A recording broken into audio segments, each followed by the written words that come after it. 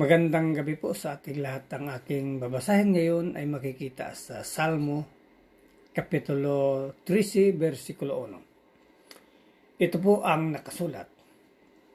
Panalangin upang tulungan ng Diyos.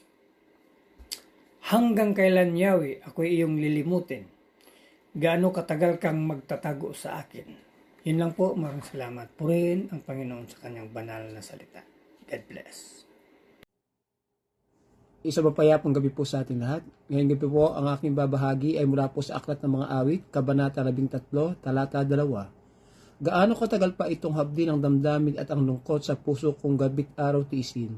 Kaaway ko'y hanggang kailan magwawagi sa akin? Ito po ang salita mula sa banal na kasulatan. Lagi magpuri at magpasalamat sa Amang Lumikha. Amen. Isang mapagpalang gabi po sa ating lahat. Ang akin pong babasahin nyo na mula sa libro ng Salmo chapter 13 verses 3 and 4. Panginoon kong Diyos, bigyan niyo ako ng pansin. Sagutin niyo ang aking dalangin. Ibalik po ninyo ang ningning sa aking mga mata upang hindi ako mamatay.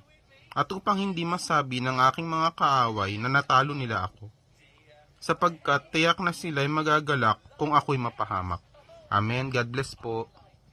Hello po, good evening. Ang aking Bible verse for today is from the book of Psalm, chapter 13, verse 5.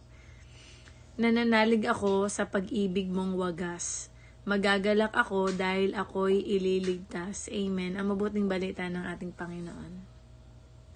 So muli po, purihin po muli ang Panginoon sa panibagong pagkakataon na narito po muli tayo upang makapagpatuloy sa pagbabasa natin sa Biblia, ng Biblia sa bawat araw.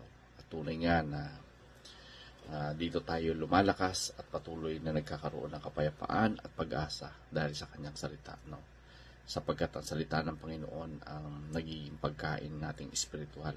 At dito tumitindi yung ating pananampalataya dahil sa mga salita ng ating Panginoon. So purihin ang Panginoon sa ating buhay na tayo patuloy na binibigyan ng pagkakataon na makapagbasa ng Biblia sa bawat araw. At tayo nga po ay nasa Psalms chapter 13 na.